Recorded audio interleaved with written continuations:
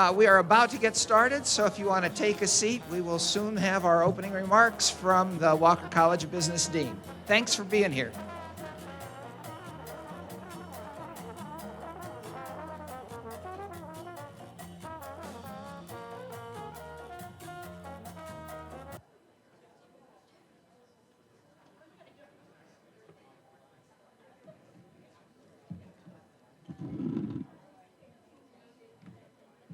Well, good morning, everyone.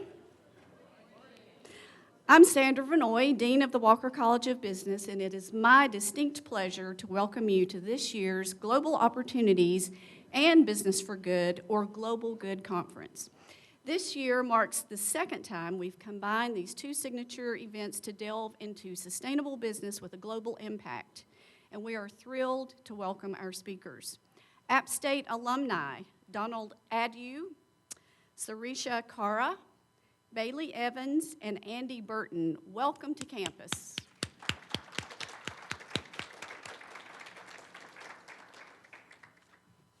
App State sustainability experts Nicholas Pajoli, Laura England, and Namet Degirmanjolu. Apologize for that. Thank you for being here.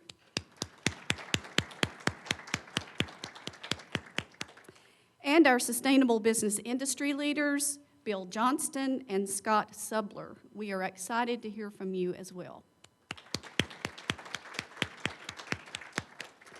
A commitment to sustainability and global mindset are essential aspects of our college's mission to prepare and inspire students to be ethical, innovative, and engaged business leaders who positively impact our communities both locally and globally. We are thrilled to combine our curiosity, creativity, and commitment to the business of building a better world. I now invite Dr. Jim Westerman, Professor of Management, James E. Holzhauser, Professor of Ethics and Chair of the Sustainability Steering Committee, to introduce our keynote speaker. Please join me in welcoming Dr. Westerman to the podium.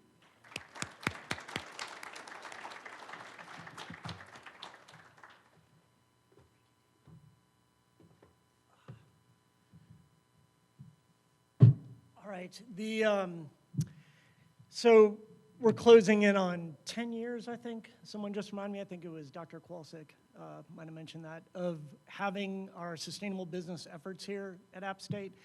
We were one of the pioneers in this area in terms of sustainable business. It's great to see all you guys here today to soak up some of the expertise of our speakers. Just to think a little bit about why we're here, right? You know, we're here because we all care. You know, we care about healthy communities. You know, we care about business playing a constructive role in addressing the multiple crises that are occurring, including the climate crisis. And one of the things I find really inspiring is that amazing progress is occurring. You know, faculty here have really advanced the ball in terms of understanding and implementing sustainable business. And you guys, when you guys hit the market, this is the future. You know, the future of business is going to be addressing sustainability and understanding how. Finance, accounting, risk management, economics, marketing, human resource management, hotel, restaurant, entrepreneurship, how we can all work together to make a more sustainable world. Because we all want the products and services that we're getting right now. We just need to do it in a way that's more sustainable. And one of the things that I love about this field is that we have the tools right now to do it. And that's one of the things you're going to discover today. We could do it now. It's just a matter of will. And it's thanks to the interest and skills of students like you and the interest and skills of our faculty and business experts that we're going to actually make this a reality. So I'm actually excited for the future. Okay, so let's try to get these slides going a little bit. I've only got a couple. So I was at GreenBiz, which is kind of like this, except with a ton more business people. And we took some student volunteers with us. And at GreenBiz, it's just this crazy incubator of ideas from people from all fields. And those are the students that went with myself, Dr. Lori Metters, and also Dr. Pojoli. When I was there, I got a text message saying, hey, I'm an App State grad, and I'm working with ClimeWorks, and I got some really cool ideas I'd like to share with you. And so he joined us for the social event. That's the photos right there. We had a really good time.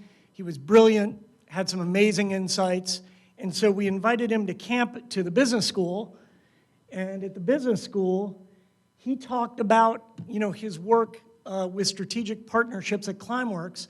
And one of the things that's really cool is all the things we're often working on are ways to make business more sustainable moving forward. But one of the things we don't often talk about is the problem that's already up there in the sky. And what are we going to do to try to ameliorate that, to alleviate that? And ClimeWorks is one of the many companies that are working on carbon removal, because we got to have that at the same time. We got to do both. We got to turn the spigot off, and we got to suck the carbon out of the atmosphere. We got to do both.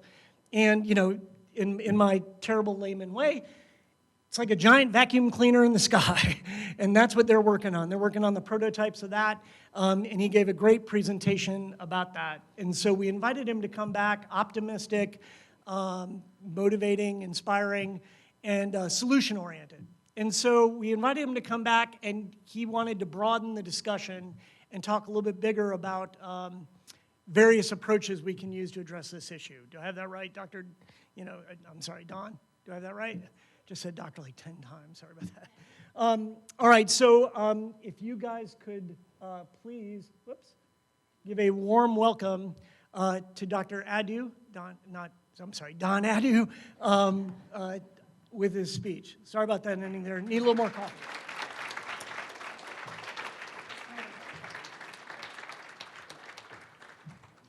All right. Good morning, everybody.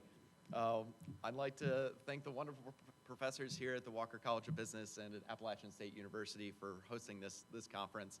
I am truly honored to have an opportunity to share my experience working on climate change with my fellow mountaineers here. As you know, climate change is the single greatest threat facing humanity in the 21st century. The focus of my undergraduate research here at App was on mass extinctions. Of the top 5 mass extinctions in Earth's history, 4 were caused by rapid shifts in the Earth's climate. Since the start of the Industrial Revolution, about 150 years ago, we have warmed the planet 1.2 degrees Celsius and are on pace to hit 2 degrees by the middle of this century. There's a good chance that we will pass 2 degrees within our lifetime unless we do something different. Climate change is caused by the burning of fossil fuels, coal, oil, and natural gas, which has powered our global economy for 100 years and accounts for 80% of our total energy usage. Given our dependence on this energy-dense material for agriculture, medicine, transportation, manufacturing, computing, and lights for football games, I think it's unlikely that we're going to stop burning all fossil fuels tomorrow. To do so would actually be morally reprehensible because it would cause immense global suffering. Conversely, continuing to burn fossil fuels will cause immense global suffering and culminating in the extinction of our species. So what's a mountaineer to do? Well, the good news is we still have a window to avert catastrophe, and we know what we need to do from a scientific standpoint. Addressing climate change falls into 3 big buckets: mitigation, adaptation, and carbon dioxide removal, or CDR. First, mitigation, which is transitioning away from carbon-based energy and toward non-carbon energy needs. We need to expand our wind, nuclear, solar, and geothermal energy to cover electrical and thermal energy needs globally. We need to build out our electrical transmission lines as gigawatts of clean energy sit waiting to connect to our congested electron highway. We need to redesign our transit networks to move people and goods more efficiently. We designed our 20th century transportation network around cars. The legacy of this transit design is days of our lives spent in traffic while burning billions of gallons of gas. Shifting to public transit is a major step forward, and the bipartisan infrastructure bill that was passed in 2021 is enabling more passenger rail lines across North Carolina, including passenger trains running from our metropolitan areas. A new rail line is going to connect Asheville to Charlotte And construction has already started on a direct rail line from Raleigh to Richmond, cutting the time in DC to DC by 3 hours. Second is adapting to our new climate. This means rebuilding stormwater infrastructure and systems that can handle 1,000-year flood events that are now happening every decade, like we've seen in Newbern and Lumberton. It means designating cooling centers, as 100 million Americans were under extreme heat advisory just this last July. With adaptation, not only must we play catch up, but we must think further ahead and anticipate what the world will look like in 2050 as Durham's climate shifts to that of Tallahassee. The third bucket is getting CO2 out of the atmosphere at a scale that is climate relevant. This means pulling CO2 that we have already put in the atmosphere back out. There's several technologies that can do this, from nature-based solutions like afforestation, reforestation, to more technological options like carbon capture and sequestration, enhanced weathering, biochar, and direct air capture. Each of these technologies has their advantages and drawbacks. So let's get our hands around the problem. For context, last year we emitted 38 gigatons, or 38 billion tons of CO2 globally. While we emitted 38 billion tons, we captured about 0.02% of those emissions. Given the scale of the problem and the urgent need for innovation, I believe that capitalism is uniquely positioned to allow us to tackle all three of these buckets, but in order to do so, we must do things differently. I don't think any of us have ever saved the world before, so there's no blueprint on how to do it. Solving this problem will be multifaceted and will require innovation in every single industry and sector, along with the birth of industries that don't yet exist. When I graduated from App, ClimeWorks wasn't even a company, and the idea of direct air capture of CO2 was pure science fiction. This is why we must unlock the power of the market to allow thousands of ideas and companies to try their hand at creating fossil fuel-free agricultural systems, materials for solar panels that can be completely recycled, sorbents that can capture gigatons of CO2 out of the air, houses that can withstand 1,000-degree wildfire temperatures, air conditioners that can run on 1/10 of the electricity, medical-grade plastics that can completely biodegrade, drywall that can flood and never mold, and AI that can help accurately predict hurricane landing zones days in advance. It goes on and on and on. In order to achieve a livable world, we must engage the power of the market. However, it's important to remember that the market is simply a tool. It is not inherently good or bad, efficient or innovative, enlightened or obtuse. It simply drives and rewards profit. That profit motivation can be used to solve all kinds of problems. Climate change has accurately been called the greatest market failure in history because we do not assign the appropriate cost to our emissions. We pay to have folks remove our trash. We pay to clean up toxic waste spills. Yet we add carbon dioxide, an incredibly costly waste product, into the atmosphere with no dollar signs attached. A federal carbon price would go a long way in fixing this market failure. For 12 years, I traveled the country, meeting with folks from all walks of life and political backgrounds to talk about climate change and carbon pricing as a part of Citizens Climate Lobby. A federal carbon price must go through Congress, and I had the opportunity to meet with a wide range of senators and representatives, including Senator Tillis, Senator Burr, and Senator McConnell, along with many members of the U.S. House. What surprised me was that over that decade of lobbying, the science of climate change never came up. It was always a question of economics. What does it do for my district? What does it do for my state? And what does it mean for jobs? That meant we needed to gain an understanding of the economics of climate across all 50 states and all 435 congressional districts. The unifying theme was fear. Fear that a carbon price and the subsequent energy transition it would facilitate would be too painful and expensive for the U.S. to bear. Whenever we talk about climate change, it's important to have that fear conversation before we have the fact conversation. But despite that lack of regulation and taxation, some companies have already implemented an internal carbon price, but most won't unless they're mandated to do so. So how much could a tasteless, odorless gas that's been in the atmosphere for as long as we've been a species really cost us? The answer is a lot. The EPA estimates that in 2020, the social cost of carbon ranged from $120 to $340 per ton. Now, chances are that pricing is low when we're comparing it to real numbers. Since 2018, climate disasters have cost the U.S. $1.1 trillion, or about 2.5% of our annual federal government budget. These costs are expected to increase exponentially, with a new study out of the University of Chicago this year that projects climate disasters will cost $38 trillion a year globally by 2050. Climate change also drives inflation. Climate is having an impact on global supply chains, as shipping is down 50% through the Panama Canal due to excessive drought in Q1 of this year. This has a direct connection to U.S. inflation and subsequent interest rates set by the Federal Reserve. High interest rates, in addition to the 23% increase in homeowners insurance rates from 2023, are making homes unaffordable. Basic imbalances between supply and demand in the housing market become much easier to understand when we look through a climate lens. Car insurance rates are up 25% across the U.S. at the start of 2024. As natural disasters increase, so do insurance costs, eating into disposable income for consumers across the U.S. While U.S. consumer spending remains strong, personal debt has increased and savings have decreased, reducing consumer resiliency. This is a good example of how climate increases consumer risk exposure should a downturn occur. Insurance is at the front lines of climate change, especially reinsurance companies. I was on the floor of the New York Stock Exchange talking with the CEO of an insurance company that insures properties primarily in Southern California, along the Gulf Coast, and in Florida. That's an interesting business model. He was a climate skeptic, and we talked for quite some time about the science and trends of a warming world.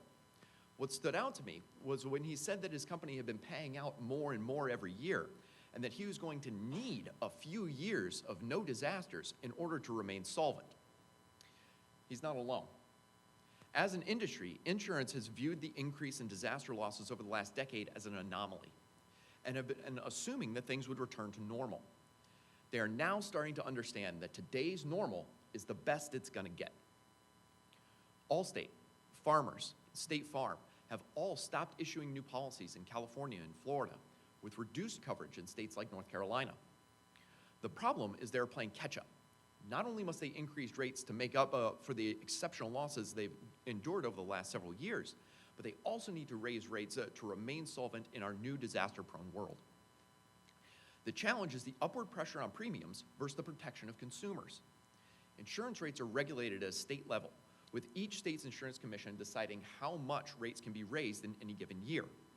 It is a politically sensitive issue because higher rates mean larger mortgage payments, plus less money in consumer pockets. The flip side is if insurance cannot charge what is necessary, they will pull out entirely. We are likely to see more and more government action in order to fill this market gap. Private insurance stepped out of the flood insurance business several decades ago, which is why we have the federal flood insurance program. Louisiana is moving to a fully state-backed insurance model, and other vulnerable states are likely to see similar expansions of government roles. Last month, Hurricane Debbie dumped 5 inches of rain at my home in Durham. I'm not sure how much more because my rain gauge only went to 5 inches. Of the headlines I saw regarding the storm, the one that stood out most was from Reuters. Insurance losses from Hurricane Debbie to be very manageable, says Gallagher Reinsurance. Digging in to the reasons as to why those losses were manageable is because far fewer policies, and the policies that were issued were much less comprehensive. This makes the losses manageable for companies, but significantly less so for individuals that have lost coverage in recent years. The loss burden still exists. It is simply shifted from insurance companies to individuals and governments. This shift in cost must occur because staying on the previous path would ensure insolvency for insurance companies. This is a great example of how climate is shifting the foundation of our economic system. Insurance is necessary to finance construction, buy a home, or purchase big-ticket items. Without insurance, there is no finance, and without finance, the economy grinds to a halt. Climate change is a cost driver, while mitigation of CO2 is a profit driver. A study by Climate Impact Partners shows that Fortune 500 companies that have set 2030 targets have reduced their emissions by 7% while increasing their profitability by an average of $1 billion annually compared to their peers. The companies that have seen the greatest increase in emission reductions and subsequently higher profits have tied compensation of their executives to emission reduction targets. By creating the right bonus structure, climate action becomes a company-wide goal. This strategy is now employed by 35% of S&P 500 companies, with more companies following suit every quarter. So where does the market stand now? The carbon dioxide removal industry is in its infancy, and Microsoft is by far the dominant player in this space. Thanks to Bill Gates, Microsoft has set and achieved the most ambitious emission reduction and carbon removal strategy of any multinational company. No one else even comes close. Microsoft alone accounts for close to 80% of all carbon dioxide removal purchases to date. And they plan to go further, procuring enough carbon dioxide removal to account for the entire carbon footprint of the company since its founding. The market for carbon dioxide removal is poised to grow at an exponential rate in order to achieve net zero by 2050. The bullishness on carbon removal is tempered by the inherent technical challenges and scalability. Boston Consulting Group released a study earlier this year that shows a significant gap between the supply and demand of carbon dioxide removal credits by 2030. Looking at announced CDR supply versus announced CDR demand from companies that want to achieve net zero in the next 5 years, there stands to be a 1 gigaton supply gap. With this looming gap and the short amount of time left to meet these goals, why have companies not already taken steps to procure carbon dioxide removal credits? The reasons are complex. Quality CDR credits are expensive, and even the cheapest nature-based removal credits have significantly increased in price from less than $20 a ton to upwards of $75 a credit. With the higher price comes better quality, as many nature-based products now utilize LiDAR to measure annual tree growth for a much more accurate representation of the carbon captured by planted forests. Now, this remains at the low end of the spectrum, as the cost of direct air capture on the high end of the spectrum is closer to $1,000 a ton removed. It is important to think about the other types of opportunities and technologies for the removal of carbon dioxide. There's biochar, BECCS, or direct air capture, and carbon capture and sequestration, and enhanced weathering.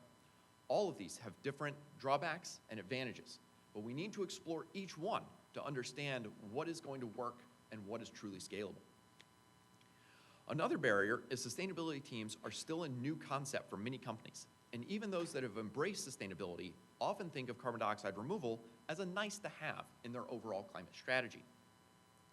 During my time in Congress, I always thought companies were further along in their climate journey than government, and I found that this was true, but only by a whisker. I was giving a presentation to the Chief Sustainability Officer of a Fortune 500 company, and I was discussing the cost curve of photovoltaics. And he said, "Let me stop you right there. What's a photovoltaic?" Now, this caught me off guard because I expected the Chief Sustainability Officer to know that a photovoltaic is just a technical term for a solar panel, especially considering that his company had invested hundreds of millions of dollars in the technology. But most Chief Sustainability Officers are not trained in sustainability. Almost all of them started in a different aspect of the company. Honestly, it's like 7 years ago, everyone was sitting around a boardroom, and somebody said, "Hey, we should probably work on this sustainability thing." And somebody raised their hand and said, "Well, I like gardening," and a CSO was born. This approach has been costly. A lack of industry knowledge has led to confusion about what climate targets to set and how to achieve them. Some companies have set carbon neutral goals, while others want to achieve net zero. So what's the difference? Well, remember our buckets? Well, carbon neutral is mitigation, while net zero is carbon dioxide removal. To achieve carbon neutrality, a company needs to offset their emissions, which means purchasing certificates that will prevent future CO2 from being released into the atmosphere. The best example of an offset is a renewable energy credit, or a REC. When an electron from a solar array is created, a REC is also created. So this provides solar energy developers to basically have two products. They can sell the clean electron, and they can sell the renewable energy credit. Purchasing those renewable energy credits allows companies to claim carbon neutrality. And the cost of RECs and other offsets are usually much cheaper than carbon dioxide removal in the range of $1 to $10 per ton. The problem is, with an offset, the CO2 that the company has emitted is still in the atmosphere.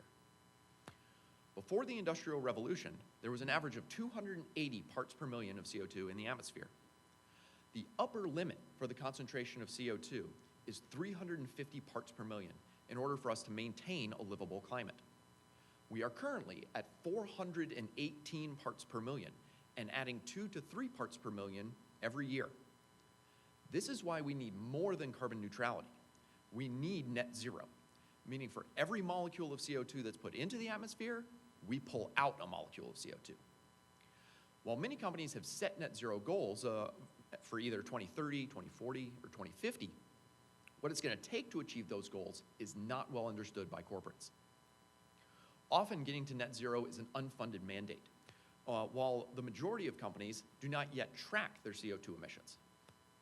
This represents a major challenge to the industry, as that knowledge gap must be closed not only within sustainability teams, but across all departments, including procurement, marketing, communications, and most importantly, finance, because they're the ones that hold the purse strings.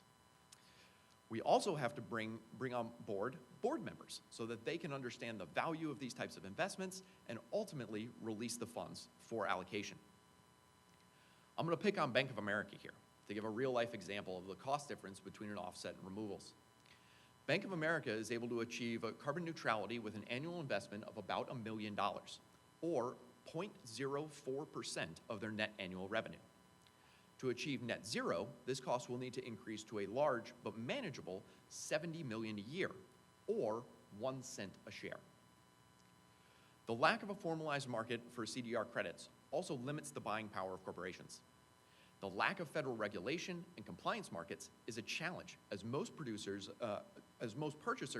do so without a government mandate, instead purchasing through voluntary carbon markets. The US lacks any type of federal carbon price or federal carbon market, leaving corporates guessing as to what CDR credits actually sequester carbon for a climate-relevant duration. Many companies have been burned by spending money on CDR credits that turned out to be useless, putting a chill on the market as a whole. Further, it is unclear what credits will actually count once the US and other governments move forward later in this decade with relevant legislation, facilitating a wait-and-see approach for many companies and industries. But sitting on the sideline rarely results in a win, as progress always involves risk. You can't steal second with your foot safely on first.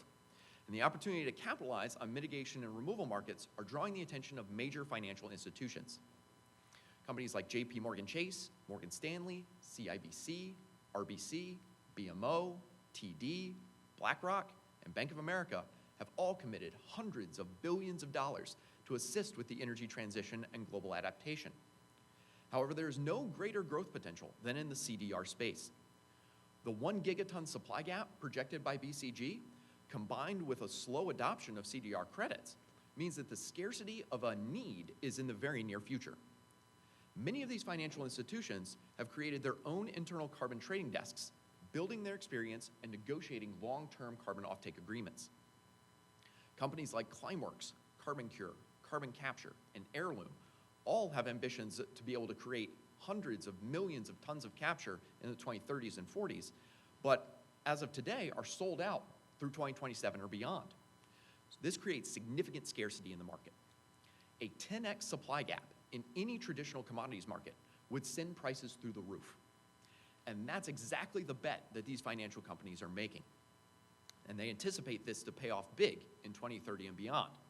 But that's for the companies that are doing things differently. Whenever we talk about an expense, we have to consider the reward. The return on investment, or ROI, is crucial to any business decision. The question is, what do employees, including leadership, value? I'd like to think it's the shared continuation of humanity, but I'm an idealist. Chances are, how climate action is going to increase market share and decrease costs is much more appealing. So what are the risks and rewards of taking this type of action? Companies that do sustainability well gain notoriety, while those that don't deal with the fallout of greenwashing claims. While some companies act maliciously, like Volkswagen, my experience has been those companies that are accused of greenwashing are trying to do things better, and they make mistakes. New markets mean new risk, and even well-meaning companies will make bad decisions. As consumers, we need to be patient and reward those companies that are committing funds to offset and removal projects, even when some of those projects fail. Keep in mind the power that you have as an individual and as an employee. Do your research on the companies you want to work for. Do they have climate goals? Do they have emission reduction targets? And are they hitting them? Companies like Swiss Re saw an increase in retention of employees after advancing their net zero commitments with CDR credits because their employees care about climate change. JP Morgan Chase's investment of $200 million into a variety of CDR companies grabbed headlines from Tokyo to Toronto, and the company had enough earned media to more than justify the investment. How did JPM end up being willing to spend $200 million on a nascent industry? Well, it all started 15 years ago with a fellow named Brian DiMarino. Brian is the current head of operational sustainability at JP Morgan Chase, and he came into that role thanks to an interest in sustainability. After working for JPM as a junior analyst for only a year, he sent an email to the CEO, Jamie Dimon, highlighting an opportunity he saw for the company to increase their sustainability and reduce their cost. But Mr. Dimon said, go make it happen. And over the next decade plus, Brian gained support internally, built his team, made the business case, and now leads sustainability and decarbonization for one of the most forward-thinking financial institutions in the world. It is amazing the difference one person can make. Don't underestimate your power. When working for Citizens Climate Lobby, the biggest barrier to climate action was not Congress, it was not oil companies, it wasn't news media, it wasn't misinformation. It was pessimism and resignation. These are the two most insidious challenges we face in achieving a livable world. I have seen ordinary volunteers change the voting record of senators. I have seen the power of picking up the phone can do. It can pass billions of dollars in legislation, like we've seen with the Bipartisan Infrastructure Bill and the Inflation Reduction Act. On the corporate side, almost every conference I attend, at least one speaker talks about the value of a federal carbon price. And yet, it comes as an afterthought. So obvious that it's amazed it doesn't yet exist. Yet, when I ask those folks why they don't engage with their members of Congress, I hear that same pessimism. It won't make a difference, they say. But it does. And I know it does because I've seen it work. The economics of this century will look different than the last. We are racing against the clock, and we know what needs to be done. This is our moment. This is our chance to bring forth new prosperity rooted in an economic model that prioritizes people, planet, and profit. And I have full faith that we have the ability to overcome that pessimism and shift our economy to solve the greatest challenge facing our species. We just have to do things differently at a cost of 1 cent a share. Thank you.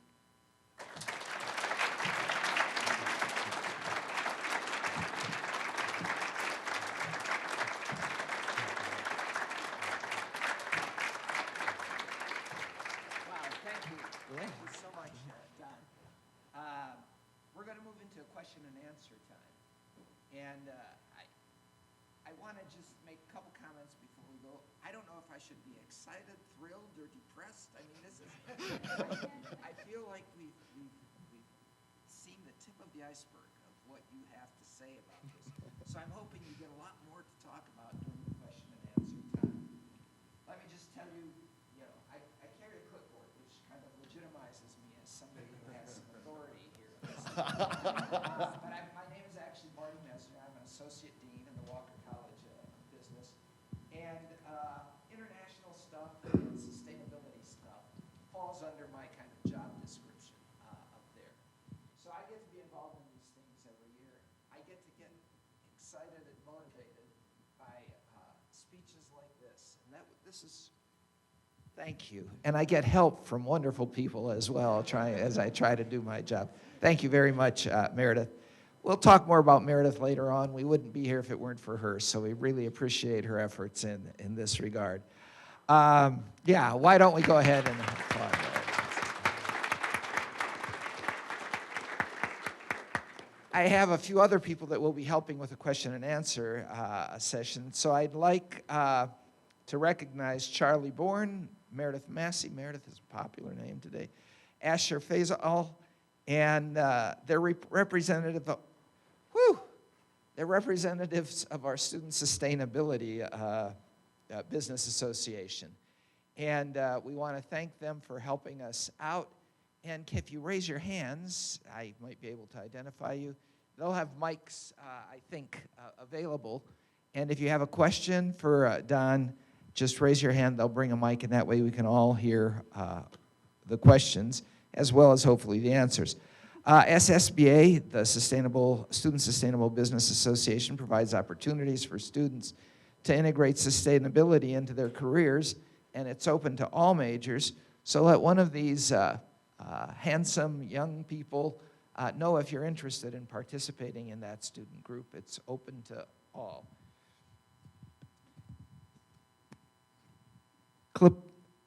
Clipboard requires a third arm, which I don't have, so give me just a minute.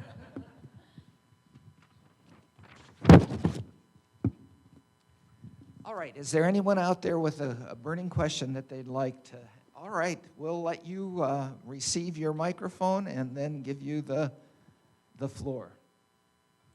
Get rid of this albatross.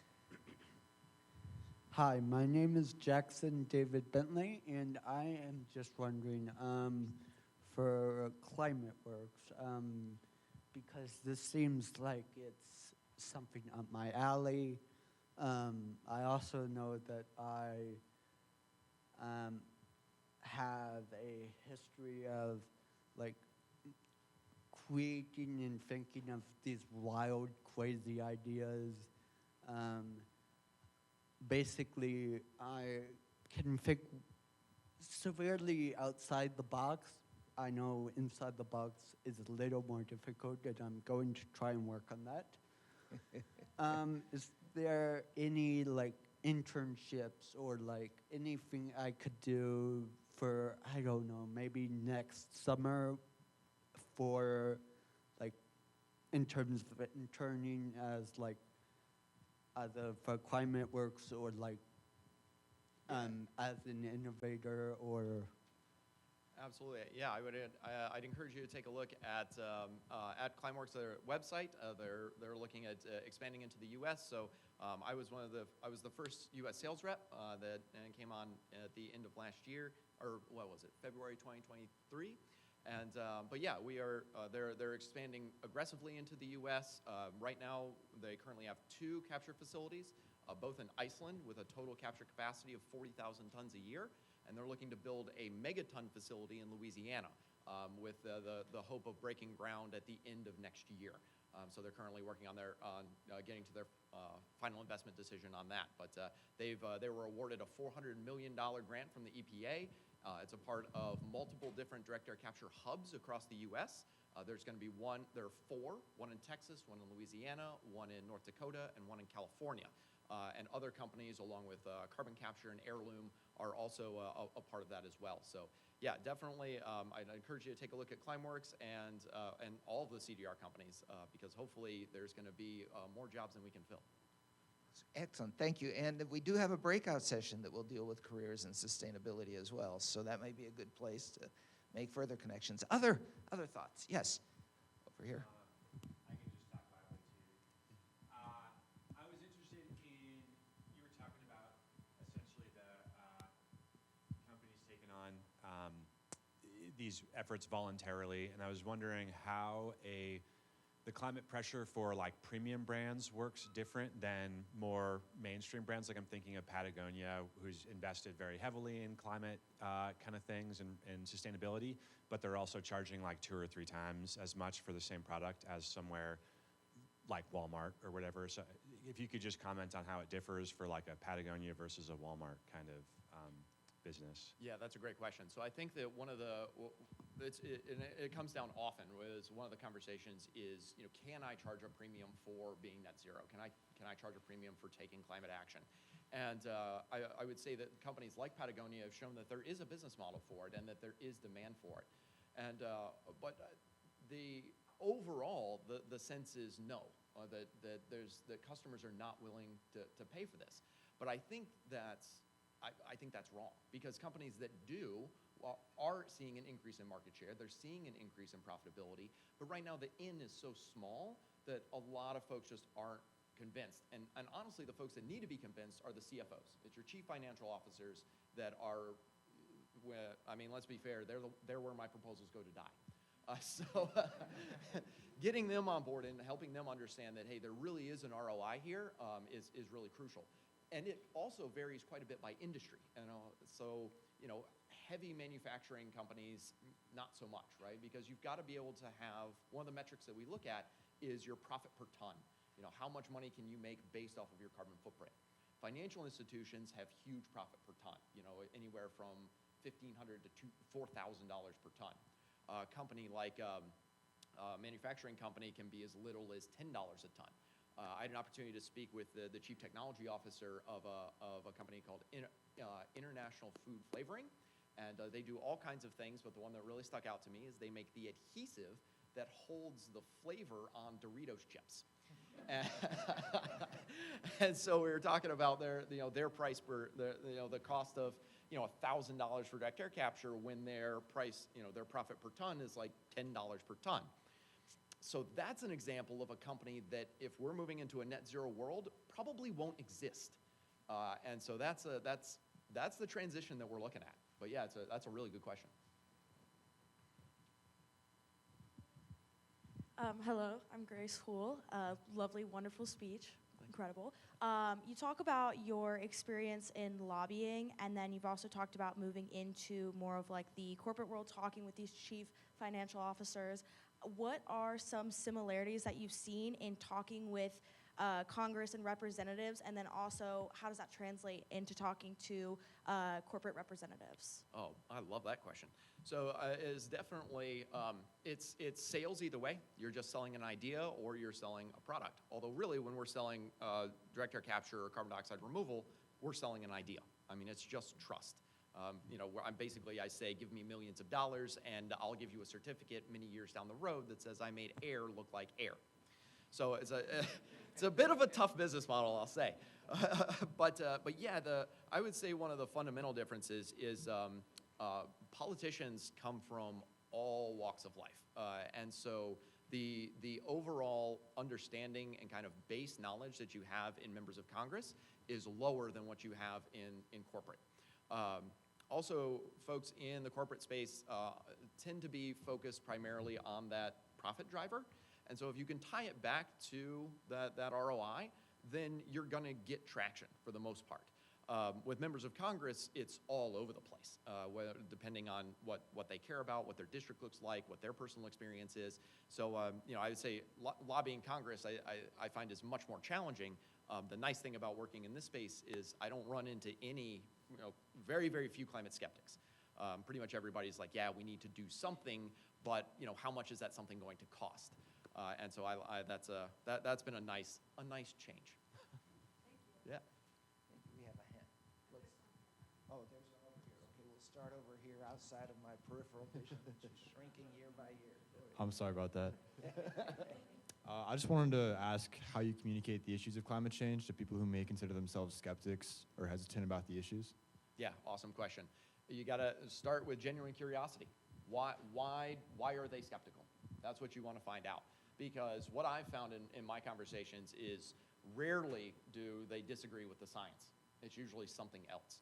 A good example, I was chatting with a woman just met her at a bar in Kentucky, and we're talking about, she asked me what I did, and I was like, I work on climate change. She goes, oh, climate change isn't real. I said, tell me more about that. Tell me why you think that. And she goes, and she spent the next 20 minutes talking about how much she hates Al Gore. And, because she really felt like, he flies all over the place. He's got his private jet, the hypocrisy, blah, blah, blah.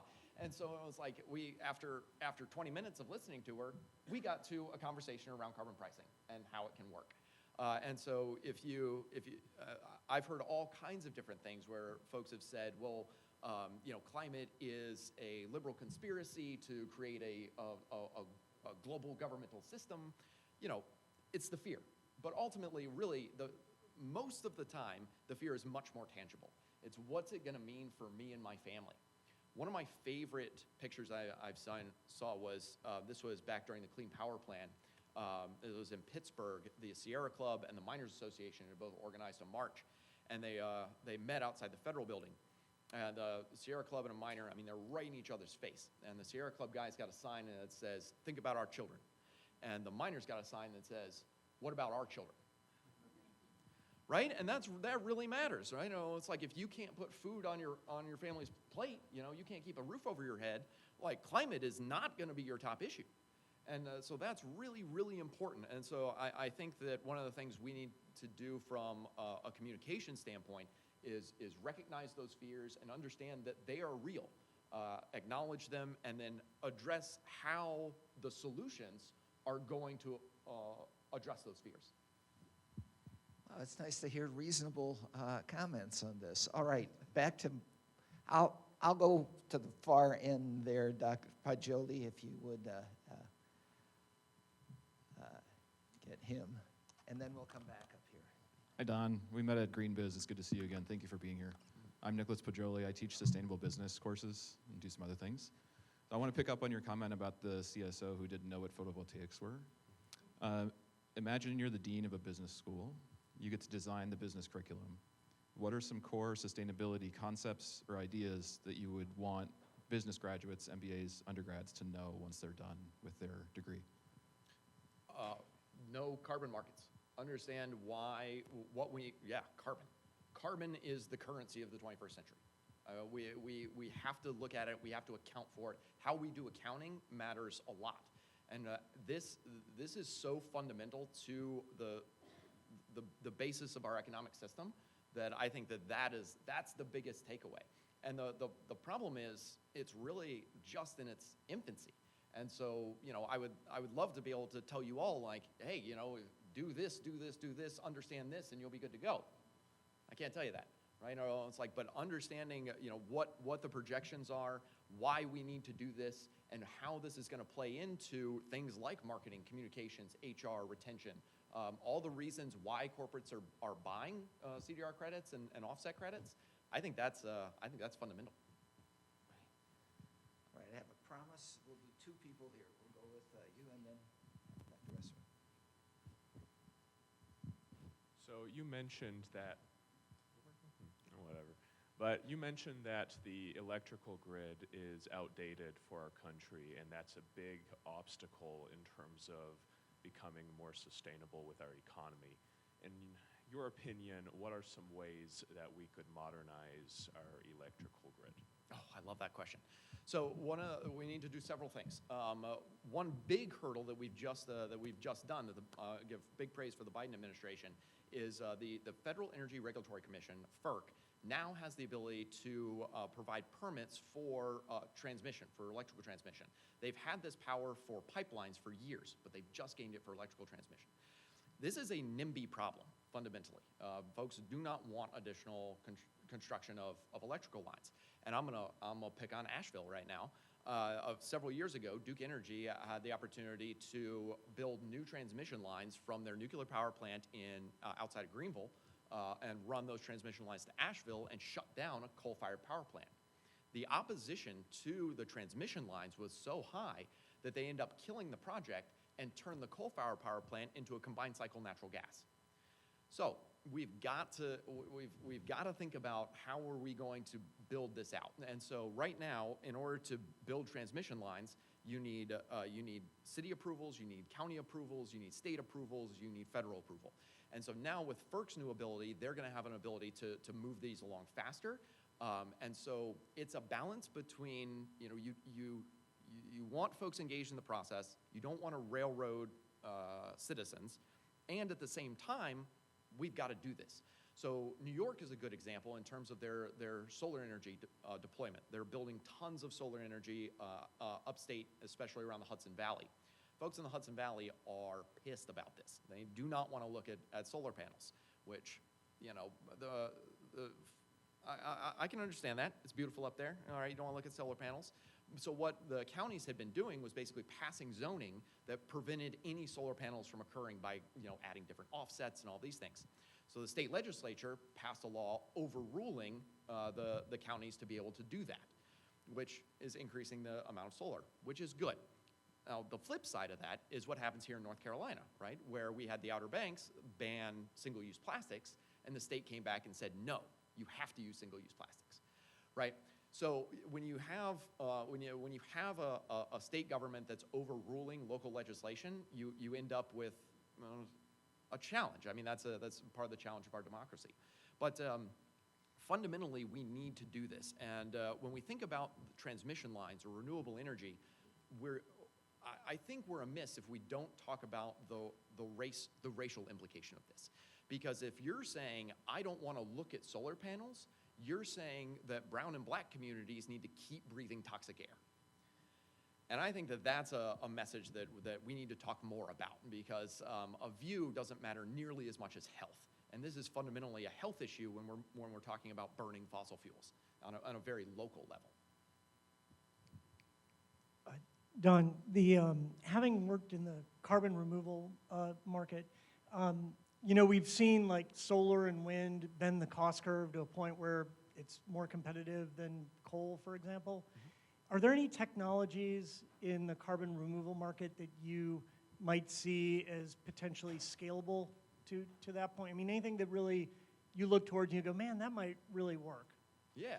Well, I think I'm a huge proponent of direct air capture, and direct air capture powered by renewable energy, I think is fundamentally where we need to go. Now, that's not to say that we don't need afforestation, reforestation. We absolutely do. Things like biochar, enhanced weathering, carbon capture and sequestration, all of these things play a role. But I think ultimately the scalability of direct air capture is by far and away the greatest. The challenge is the cost. It's very expensive. But those costs will go down as we gain economies of scale. Right? We haven't done it before, and so from ClimeWorks' perspective, they had to build out their entire supply chain in Europe, and now they're building in the U.S. So they've got to build their supply chain across the U.S. And you can find a few manufacturers that do it, but of course, the more manufacturers you have, the more competitive your pricing, and the more resilient your system. So one of the challenges of starting a new industry is all points along the supply chain have to be built out. So how quickly we do that and how cheaply it happens will fundamentally occur both from the market and from government. We think about solar panels and that cost curve on PV. That only happened because of significant investment by the US government in the 1970s, huge investments by the Japanese government in the 1980s, and then a highly subsidized market in Germany in the 1990s. So we will need that type of government support if we're going to hit the types of numbers that are basically viable on the private market. Do you think Heirloom's model is more viable? Well, so Heirloom's challenge is heat. They need, so there are a couple of different ways you can do direct air capture. One is with a dry sorbent. The other is using a wet sorbent. The wet sorbents require 1,000-degree temperatures, 800 to 1,000 degrees, and Heirlooms uses the same technology. Now, you can get to 800 degrees utilizing renewable energy, but you're just eating so much energy. And if we look at the energy projections of what we need, just AI and carbon capture alone is more than the energy we consume now globally. So I'm not sure, can we do that? I don't know. So we've got to figure out a better way to either make these more energy efficient or, ideally stop putting it in the atmosphere. All right, you probably have time for one more question. I love this. Thank you for doing this. That hand is the highest. I guess we're going to go with that.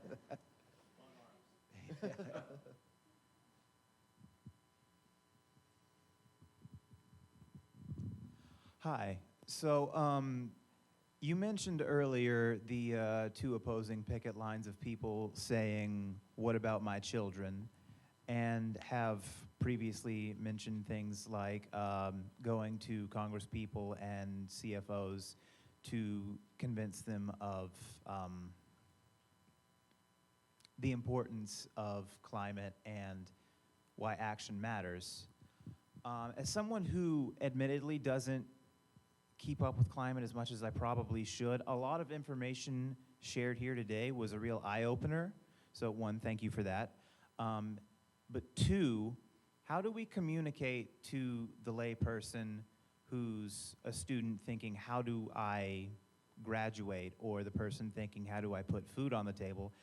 How do we communicate that climate change is real, matters, And we should do something about it? we should do something about it, we can do something about it, it is working, and you can help, and it's something you should probably do? How do we communicate that? Yeah, that's a great question, and I think it starts with your own personal story. Why does climate matter to you, and how do you see it affecting yourself? We respond as people. We respond to stories. One of my favorite quotes is from Jill Bolt Taylor, and she says, "We are not thinking beings that feel; we are feeling beings that think." And I think it's really important to start with the feelings. We talk about that fear. Getting an understanding of what matters to that individual, and if it's the cost of bread, we can talk about how climate change is driving the cost of bread. The kind of the worst thing and the best thing about climate change is it impacts everything and everyone. So no matter what somebody cares about or what their primary issue is, you can tie climate to it. Now that takes practice, but ultimately, there's peer pressure in this too. If you care about climate change and you talk about it, it's really valuable. And I'll end with my favorite climate scientist is Katharine Hayhoe, and she says the absolute best thing we can do for climate change is to talk about climate change. So just have the conversation with your friends, family, relatives, coworkers. Talk about climate change. If we talk about climate change as much as we talk about football, we'll be all right. Thank you so much. Let's give Don a round of applause. Thank you so much.